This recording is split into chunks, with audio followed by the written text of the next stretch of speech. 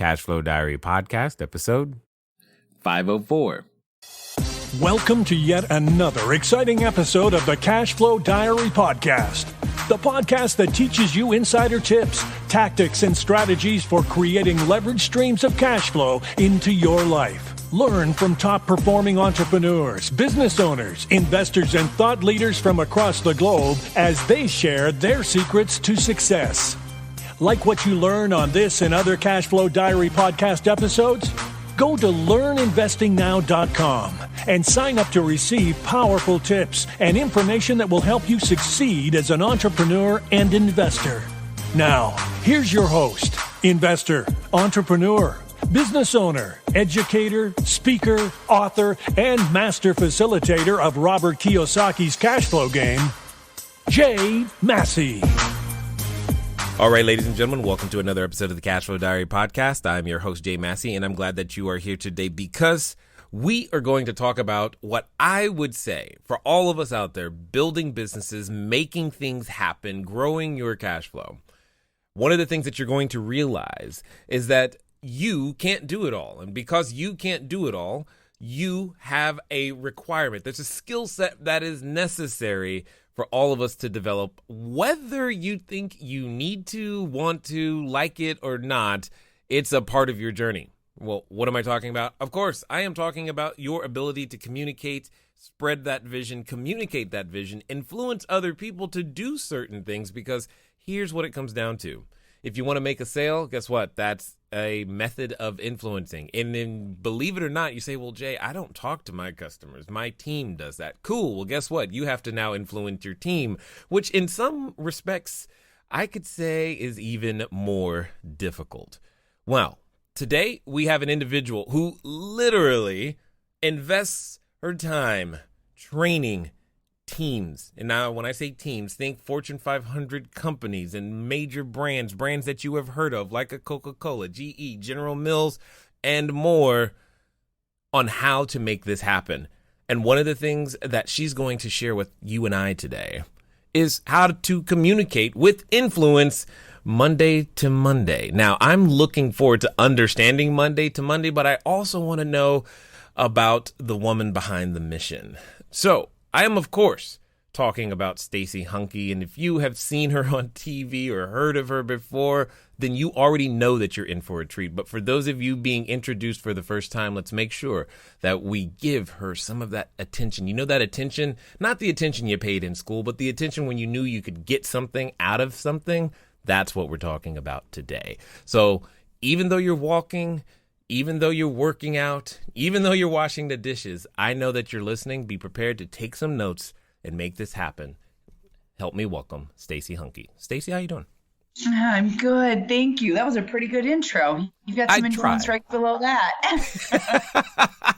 Thanks. Yes, this is going, I am actually excited to have this conversation with you because I think, there are times where I tell this to everybody, but there are times where whoever I'm interviewing, it's more about for me than it is really for the audience sometimes. Sure. And this could kind of be one of those. That's kind of what I'm thinking right now. But before I get too deep, what I want to do is I want to ask you the same question I tend to ask everybody the first time they're here. You ready? Okay. All right. I tend to look at today's entrepreneurs a lot like yesterday's superheroes, Batman, Robin, Wonder Woman, etc. Because I think entrepreneurs and superheroes have a ton of things in common. For example, occasionally I can envision myself as an entrepreneur going around town, using our products and services, saving our customers one sale at a time. And yes, maybe I am wearing a cape and tights at that moment. Also, though, like a superhero, an entrepreneur has a beginning. If you think about, say, Spider-Man, for example, there was a time where he was just a kid going to school, doing his thing. Nothing really special about that. He was taking some photos, but then one day he gets bit by a spider, discovers that he's got a special superhuman ability, and he gets to choose whether to use it for good or for evil. So my question to you is as follows. Before being recognized as one of the National Speaker Association's top 6 under 40 before, working, like I said, with, FedEx, Kohl's, McDonald's, before being a keynote speaker and mentor to C-suite executives, before all the things that we know you for today, even your #1 bestseller, Yes, You Can, even before all your books and everything that people know you for today. What we want to know is, who is STACEY Hanke? How much time do you have? Go for it. This is going to be great. I'm going to just make it really simple because I come from a pretty humble background, and the goal was never really to start my own business. It was one of those things where out of college, I was very fortunate. I landed some big jobs. I was always in learning and development, which meant I would train on every possible topic. So really got my feet wet.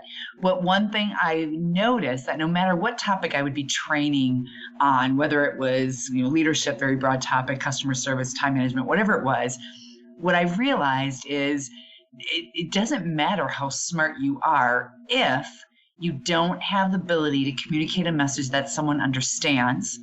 And then if you cannot respect of how people experience you when you interact with them. To me, it was just basic 101, which is so common sense. I'm sure you can relate to this, owning your company as well, but it's not common practice. I was intrigued with this whole idea of body language very early on in my career because I could never understand, and sometimes I still struggle with some of the clients we work with. How can you be executing a behavior, yet you have no clue you're doing it? How come we feel different when we're communicating rather than what everyone else sometimes around us experiences? Therefore, I started to really dabble into it. And I was fortunate. I landed some company opportunities that it really coached me and developed my ability to coach and to deliver presentations. So I did that for a number of years until 16 years ago. We just turned 16 this year. And I say we because there's a whole team of me that delivers our work. But it really is out of, I know this is all about cash flow, right? That's kind of where it started. But now, easily the first 5-10 years into the business, I started to realize I am on a mission to just really help people to realize your products can sell for themselves, your services. It still, though, comes down to the experience your internal and your external clients have of you that really determines the money in your pocket. And eventually, if it hasn't happened yet, and you're thinking, because I've worked with clients that will say, well, no, our products speak for themselves and we're super successful. I really believe maybe that's a good run, but eventually that's going to catch up with you. You've got to be able to have impact, to drive people to trust you, to make sure they want to act on your recommendation. Now, this is exactly what I was hoping for. I knew it. Good. I'm like, oh man, this is going to be so great.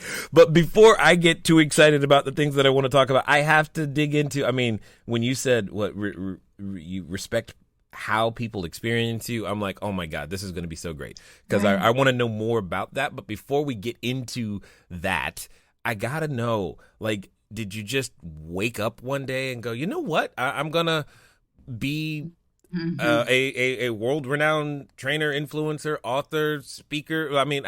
What's the journey? How did you just go? How did that happen? What was the process like? I was fortunate. I was very young in my career and was brought into an association. We would hire speakers. I was similar to a meeting planner and an MC. I would hire the speakers, then I would introduce them for our big events. I simply started to hang on to their shirt tails. I liked the impact and the way that they would connect and engage with people. Again, there's that piece of me that just, I want to be able to help. I had no idea what my topic would be. And I thought, well, if nothing else, I'm just going to learn the business and see if it is something that I want to do. Long story short, after several career stops, meaning different corporations that I worked with, what was starting to happen are the opportunities that I were given to do the MC work that I did and kicking off events. Suddenly, about 4 or 5 years after that, I was long gone. I was at another company. Those clients started to reach out and they would simply say, hey, what are you doing now? We need a speaker. Would you be interested in speaking at our conference? So it started off slowly. And when that happened, I was still working the corporate world. large corporations doing their training and development. So I would take my sick days, or I would take vacation days to dabble into this idea of, well, maybe it is, maybe it's not. And then it literally got to the point where I ran out of personal days. I ran out of sick days. And I thought, okay, what's the worst case scenario? I told you when we first started this call, I live in Chicago. There's a Starbucks everywhere. I really thought, I mean, I was pretty young. I really thought I didn't have a family. I had no other commitment than myself. Worst case scenario, if it didn't work out, I would always work at a Starbucks. That's really where my thinking was. I also was in the mindset, right, wrong, or indifferent. I didn't want to be, whatever reason the age was 60, that always popped in my head. I didn't want to be 60 years old and saying I should have done it. And I think that there's a piece of it, maybe you can relate to this, that I was young, I was ignorant, I knew no different. And I thought, what's the worst case scenario? I'll get another job. I really did wait, though. I had 6 months of clients waiting. And I also knew if I could, just through how I interact, how I build those relationships in 6 months, there was a strong chance I could continue to work with those folks. And that transition out of corporate world and going out on my own, being really pretty clueless at the time, I realized even more the impact of how my clients experienced me, whether it was over the phone for the first time, whether it was the whole working process leading up to their event, that would allow me to keep building the relationship so that I wouldn't have to go back to corporate world. Okay, so I've got a lot here, and I'm very excited. First of all, let's give a big thumbs up for the Starbucks backup plan. I love it because at the end of the day, some days it's still my backup plan. You're like, yeah, oh man, preach. I know all about it. You're like, I want the simpler life. I'm just gonna work in Starbucks. Some days, yes. I can totally relate to the I should have done it, because that a friend of mine once said, you know, his definition of hell was simply to meet the man he could have been. I was like, that's powerful. That would be very challenging for me. And that's so I can relate to that feeling 100%. But that's exactly where I think a number in the audience are. You know, maybe they have a latent talent, or their business is waiting for them to step into the greatness that they were born to be. So I have to ask, where did you get the courage to make it happen? Because I know some of them are playing this same conversation in their head right now, Stacey, and they're counting on you to set them free. Yeah, you know, and it just, again, everyone's at different places in their life, whether it's with family, personal, finances. I really did have the mentality of I didn't want to look back. I also knew I had a decent track record that truly, if it wasn't going to work out, being on my own, I would get another job. I just, my connections were so strong. And I think that was a huge piece too, prior to leading up to making the big leap out of corporate world, was my father always ingrained in us, you know, be kind to everyone. You never know when you need them. You just keep meeting people, keep connected with people. And that was really the saving piece that felt like the parachute, that the safety net. That if it didn't work, I had enough contacts that someone would be able to help me out. And I think for your listeners, to me, it's how long are you going to sit and negate it? How long are you going to sit and try to figure it out? I also knew that when I was in corporate world and I was building the business for that 6-month net of clientele, I gave myself a year. Now that's probably ultra conservative compared to maybe some individuals you've had on your show. But I knew that if I had a date of, I don't know, July 1st, if I didn't have that date on the calendar, I sometimes wonder if I'd still be sitting in that corporate environment. Because what's not on the calendar, you're never going to do it. You've got nothing to track to make sure, are you in line with where you're going to be going? Otherwise, you're every day is the tomorrow, yep. Someday. And both the someday concept, that never even happens. Yep. 100%. I was taught the phrase, what doesn't get scheduled doesn't get done. We didn't have to do it. You got it. Don't. Why do you think we've got calendars everywhere in our life? Sometimes I think I should be a calendar manufacturer because they got it like built in, residual income coming up. Anyway, I digress. Now, you mentioned something earlier that I have got to really understand the distinctions that you're making, because I can tell that it means something different than just the words, or at least the way that I currently understand it. I want to know what you mean when you say respect how your client or your people. In fact, I think you said that we have internal and external clients. So I want to understand that. But as it relates to respect how they experience you, please expound. I must know. Well, we all get to choose the reputation that we want to create for ourselves every day. And we make that choice by how do we show up? Are you prepared? Do you come across as you want to be there? Does your nonverbal communication emphasize that you really believe the recommendation you're giving those listeners is what you believe? Or are you saying one thing through your words and your body language is completely contradicting? When that last option happens, people start doubting. You start to get people to question, who really are you and what are you bringing to the table? And I really do, every day we get to choose, what do you want people saying behind your back? That to me is a lot of times reputation. Usually the reputation you create is what people are saying behind your back, unless you really are getting people that are honest with you with the feedback. Most of the time, feedback is flawed. We go around life and everyone tells us how great we are and how good we are, which that works if they're backing that up with specifics of how good and great you are. That's what I mean by, God, you owe it. I look at what we're doing here today. I could be just kind of lazy. You could tell it in my voice. I barely give you any information. That's my choice, and that's how I'm going to show up. And I see it. I see it all the time that when we start working closely with people who are in these very prestigious leadership roles, sometimes they go into this mindset of, I've worked hard to be here. I've been told how great I am. They don't even realize that body language, that tone of voice, the words they're choosing, that still needs to be a focus no matter how experienced they are, if they want to create a reputation that they're proud of, right, which usually is tied to influence. What's funny is that there have been times where a potential guest is scheduled to have an interview here, and they're like, well, can I just do it from my cell phone? Or I'm in the airport. Is that okay? And I'm like, no, it's not okay. You don't understand the quality of the audio. That's all we've got.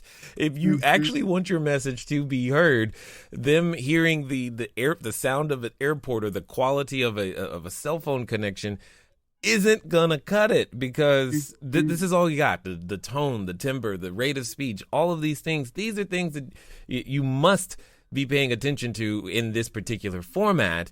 So I guess it's a long way of saying, when it comes to the word influence, today it can mean many different things. I'm curious. This is your world, so yes. Break it down. What does it mean when Stacey says it? All right, everybody. Thanks for listening, and I'm glad that you are enjoying what you are hearing thus far. But here's one of the things that's really important. One of the most important things that you can do is get started. One of the things that I've said before, and I say again, once you get started, stay started. But more importantly, there can be lots of roadblocks to getting started. So what we're going to do is we're going to remove one of those roadblocks for you and make it a little bit easier. Because the thing that I don't want to stop you is thinking, do I need a local number? How about a long distance number? Or should it be 800? How on earth am I going to make that happen so that people can contact me as I'm out there building my business, making my cash flow grow? But most importantly, understanding that it doesn't have to be difficult. Many of you may know, but if you don't, there's a company out there by the name of Grasshopper. And what I want you to do is I want you to go over to trygrasshopper.com/cashflowdiary. Grasshopper is the entrepreneur's phone system. It works like a traditional phone system, but requires no hardware to purchase, no software to install. It's just a number that flat works. So if you are out there building that distributed workforce across many different locations, it's a way for you to still go out there and make your number be unified, simple, easy to use, something we've been using for quite some time. So again, go over to trygrasshopper.com/CashFlowDiary. Now, let's get back to the rest of the story.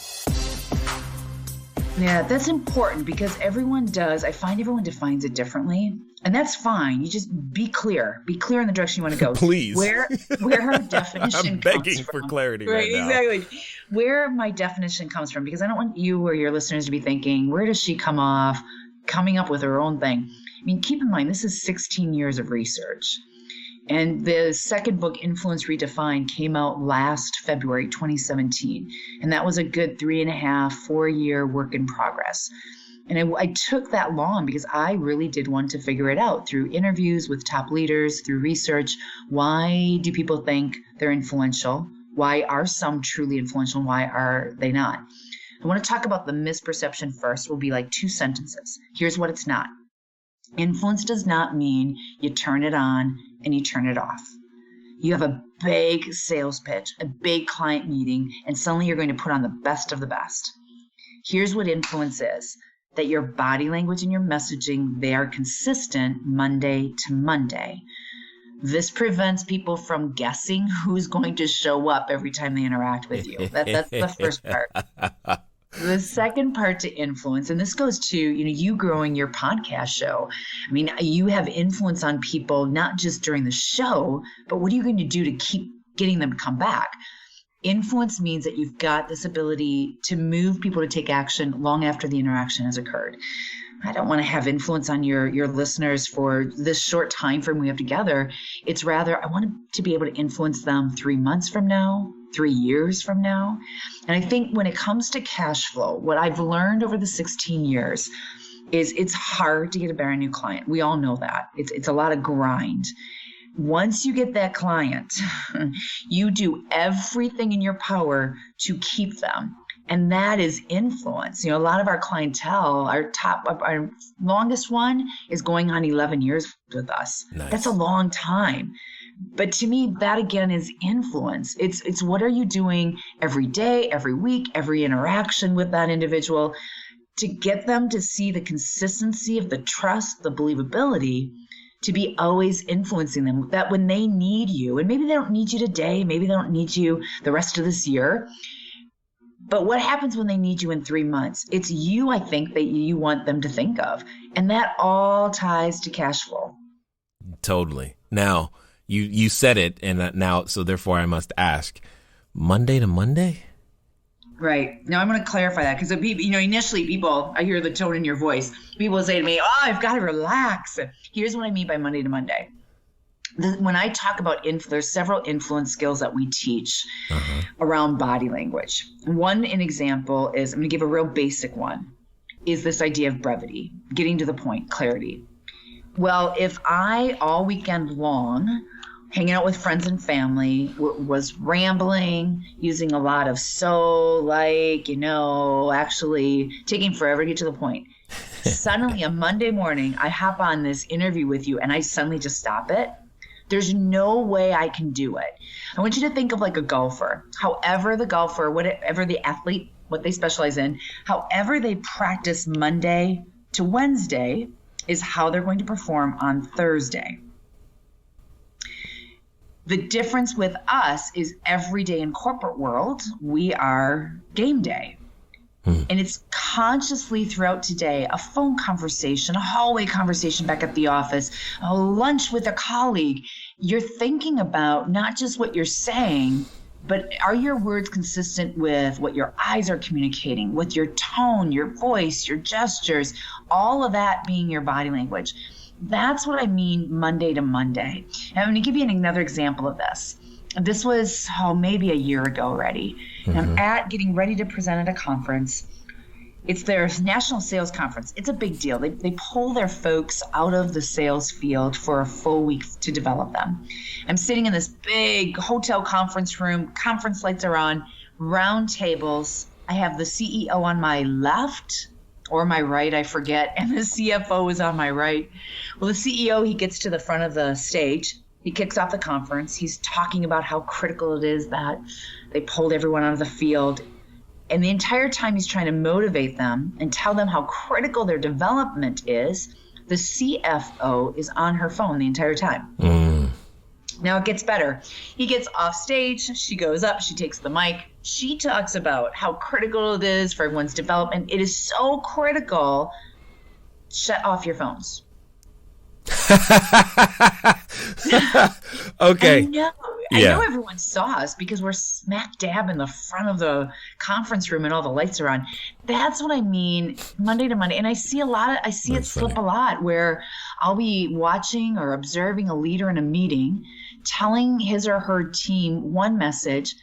The meeting ends. Then I hear him around his peers or her peers with a different message. Right. You've got to be careful because, and I think at any time, whether you're a business owner, you're an entrepreneur, whatever your role is, the higher that role becomes, meaning more impact, more visible, the camera is always on. People are always watching you because the greater your cash flow, a lot of times we want to figure out, how did you do that?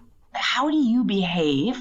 Because I want to learn that if that's going to put more cash in my pocket. We have to be careful. People are watching us. Yet again, we go back to where we started this call. You get to determine what they see. So, okay, this is good. All right, so here's me. Here's a bit of me, Stacey, right now. Okay. All right. We'll call it before being an entrepreneur. Sure, maybe I did actually wear, a suit. That happened. Okay. Before I took the time to do the shave thing, all this other stuff. Now, when I go speak on a stage or something, yes, I'll take the time and whatnot. But for the most part, I'm a jeans and t-shirts kind of person. And that's how I show up everywhere. I don't, and I'm saying this because in the space that I play, in the real estate space, in the money space, there are very few individuals who look like me, let alone dress the way that I do. And I'm not what they're expecting, but I'm still being me all the way through all the time. The challenge is I can also be very intense. So I've been told, but I'm always intense. It's like, it's never not intense. So I'm curious, when you're talking with an entrepreneur who feels like, because when you say the camera's always on, I'm like, yep, it sure is.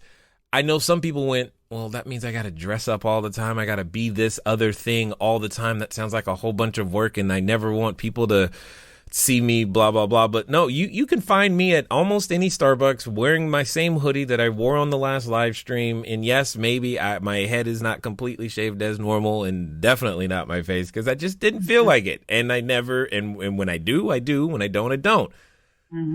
Could you help us understand what you really mean there? And I know I'm not the image consultant, right? I understood. I think you definitely got to choose that. Oh, yeah. What I'm talking about is how people experience you through the communication. Got it. So I talk a lot about the whole nonverbal, the verbal. And I think you're making a really good point. I'll give you, our brand, you've obviously seen it on our website. Everything is red. I love red. I live in red. Are there times I don't wear red? Of course, there's times I don't wear red. But you'll kind of get my edginess. I'm a little bit of in people's faces. I also know that if I'm in front of a group, or maybe I'm trying to pitch and grow my cash flow to someone or a company, I really am sensitive to reading. If I go a little too edgy like I typically do, it will totally disrupt that reputation I want them to create of me. So I might back off a little bit. But they still get me. So I think this is another layer. I feel like we're talking layers all of a sudden. This idea of consistency sits right below, and right above that, once you get the consistency of you are always having brevity, you always look people dead in the eye to build the trust when you talk. The next level is the adaptability. So go back to the golf game. You'll learn the golf skills, the core skills. This is why I think golf is so hard. The tough part is adapting your skills, the techniques you've learned, to the golf course, to the challenges on the golf course, and to your opponent. Interesting. I like it because what it simply says, I mean, when I hear that, I go, okay, so what you're really saying is the learning's never done. Yay. Correct. And I always tease individuals, whether they hang out with me and my team, read the book, whatever it is, that's not going to cut it. You physically have to go out and do it. And that's why I think the idea of having influence Monday to Monday, it's very common sense. People know that they should get to the point. They should look at people when they talk. We all know that. It's not common practice. Anything that takes muscle memory is tough to do. And you need to be the conscious effort. I challenge our listeners today. Mm-hmm. It's the conscious effort of when you're on that next call, when someone catches you totally off guard on your content, give some thought to how you're behaving and how they're responding to that. So let me ask a question. When it comes down to it, there's a number of people who are probably still trying to figure it out. They're at the beginning of this, of building their influence. Mm-hmm. And so is there a wrong way to do it? Like, how do you, if someone was starting today and was like, yo, okay, Stacey, I believe you, I'm in. Right. I've got to build my influence. What do I do? And they're pretend that they're coming from the corporate world, or they're just like, this is their first thing. They're like, who's going to listen to me? I mean, I know that's the thought in their head, mm-hmm. but yet they've got something to say. How does it start? Yeah. I really go, and I'm just playing off of what I know, right? And I still do these two methods. If there's only two steps that your listeners take, mm-hmm. it's first and foremost, you need to start to experience yourself through the eyes and ears of your listeners. The only way I know how to do that is through our smartphones, audio or video record yourself. I can just mentally hear somebody quitting right now. Oh, yeah. Okay. They just suddenly hung up, by the way. They end it. Sorry, that just totally ended your podcast. Right? They're like, oh, no. They're done. I am not doing that. We joke about it. There really is no way. Anytime that I work with someone one-on-one and I'm there to really enhance their influence, whatever that looks like to them, the first thing I do is you've got to experience it first, because I can tell you what I think. Then that's just hot air. You've got to experience it. That would be the first step. Now, the good news, we've got smartphones with video and audio capability. You easily can do it. Yep. The second is truly finding someone in your personal life, your professional life. It's good to get it from both areas of your life, to really give you constructive feedback, to really tell you the truth of how do you come across, what works for you. We can't forget that part. You've got to keep growing what already works for your style, your brand, your personality. And then they're also upfront with telling you what creates distractions. What do you do or what do you say that can make it difficult for someone to stay with you? Interesting. Well, when you say that, though, sometimes someone could interpret that as, well, if I challenge people, they're not going to want to stay with me, so to speak. They're going to run away. So I have to be unnecessarily nice, even if it's not necessarily what's going to help them move forward.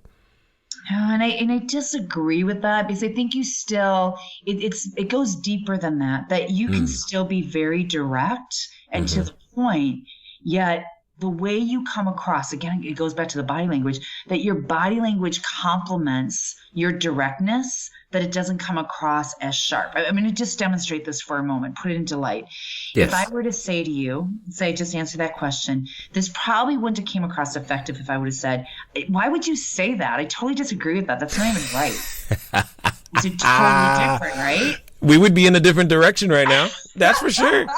We would be. And you can't even see my face right now. I see my reflection in my laptop screen, and I was frowning. And when I said that, it's so powerful, that experience, I'll give you another example. If you've ever been to a networking event and the person perhaps that you're talking to, you're thinking, oh, how do I get out of this one? And you start looking around the room, and you tend to, human behavior, we tend to look for, where are they having some fun? What kind of pulls us in? And you have no idea what they're talking about. What are you looking for though? You're escape? looking for probably the facial expressions, the response of people around them. So that's why I really believe that you watch. I challenge your listeners to watch anyone, perhaps in their personal life or in their corporate world, wherever they're at. Watch someone who they perceive as has this leadership role, someone that they can trust. Watch how they interact with people. Yeah. You know what's funny? As I'm sitting here thinking about this, I'm actually kind of glad like my wife can't hear this just yet, because she's always telling me, I can't hear what you're saying because your face is too loud. And I'm like, does she? Oh, yeah. And I'm like, I mean, I know what she means now, but man. Yeah, I like her. I think about too, I practice what I preach. My family knows me best, and I cannot tell a lie. And they know if they happen to be on a call with me and I'm trying to fake it, that I'm not having such a great day, they'll totally call it out. And they'll say, I can hear it. I'm not telling them that I'm not having a good day, but they can hear it. Totally hear you. Totally. I get it 100%. Now, for those that have been listening this far and are wanting to take this further for themselves, what's going to be the best way for them to reach out to you? Go to our website, place of tons of resources that they get to pick and choose what works best for them. It's Stacey with an EY, HANKEINC.com. Excellent. Now, as we wind down, I've got a final question for you that I'm curious to hear your answer on, especially for those that have already been in business for a while. But we'll see how it goes. So let's for a moment now, let's pretend that someone who's been listening, they're like, you know what, I'm in, Stacey. I'm following you. I'm going to make this thing happen. They're at what I like to call the precipice of decision. In fact, if they're brand new, they're standing in front of the superhero outfit store. They are ready to pick out their cape and tights. They're going to make this thing happen. However, like I know, Stacey, that when we reach these moments of decision, often we have a companion, and that companion comes in the form of a voice. And that voice, it reminds us of how it didn't work last time. And oh my God, someone's going to listen to you? You think you're going to actually lead people somewhere? No one's going to buy anything from you. You have literally no influence. Oh my gosh, you got lucky. There's no way. It reminds us of all the reasons why it won't work. And for some people, they're actually related to that voice. So my question to you is as follows. Let's pretend that this time, they're actually going to do what you say. They're going to follow through, and they're going to follow through in the next 24 to 48 hours. So, Stacey, what do they do? The very first thing truly is the video and audio. I think that's the best advice I can give in the time that we've spent. You get the experience, because you might be pleasantly surprised truly of how you come across rather than what you believe to be true. Do that first. Second, know that it's going to be hard work. And it's because it's all muscle memory. It's going to take work. So make the commitment to getting comfortable being uncomfortable. The more uncomfortable you are through this whole process of growing your influence, the quicker your awareness increases. Notice I didn't say the quicker you become influential, because you had made a comment earlier. This is a lifelong process. The idea is that when you're creating a message or an experience for your listeners that is really tough for them to listen to, at least now you're aware of it and you can make that switch on the fly. And number 3, focus, focus, focus. When that craziness goes on in our head, it happens to all of us. Focus on what at this moment is going to grow my business. What at this moment is going to give me that cash flow. 100%. I love it when there's always so many actionable steps and things that we can do. We just don't always see them or don't want to do them, especially if it means recording ourselves or exposing a potential weakness. So yeah, I'm with you 100%. I mean, because believe it or not, Stacey, I still get comments that people tell me that I'm funny. I'm like, really? I don't see myself that way, but I'm glad you do. Take it and run with that. That's a good reputation, good characteristic to have. So yeah. Hey, I'm like, all right, that wasn't my intent. My intent wasn't to entertain you, but if you were entertained, then great. We're on the same. That's all that matters. That's right. But I definitely appreciate the depth of your knowledge and wisdom, and for taking the time to share your knowledge, wisdom, and insight here with us today at the Cashflow Diary. Well, the feeling is mutual. Thanks for trusting me with your show and your viewers, your listeners. All right, ladies and gentlemen, you know what time it is. It's time for you to move at the speed of instruction. What does that mean? Well, today, it probably means you should break out that device you're listening to me on and record yourself, because you know, like I know, that it's time to get this thing started. But for some of you, what it really means is get over to STACEY HANKE Incorporated. It's STACEYHANKEINC.com. Get on over there, because you know that you need some additional support when you're making these changes. It's the support that happens after the decision that really helps you make that lasting impact. And well, now is the time. You've listened this far for a reason, and I think it's because you know you're ready for your next step. Ladies and gentlemen, nothing changes until it does. It's been fun talking to you today. I look forward to talking to you soon. Until next time.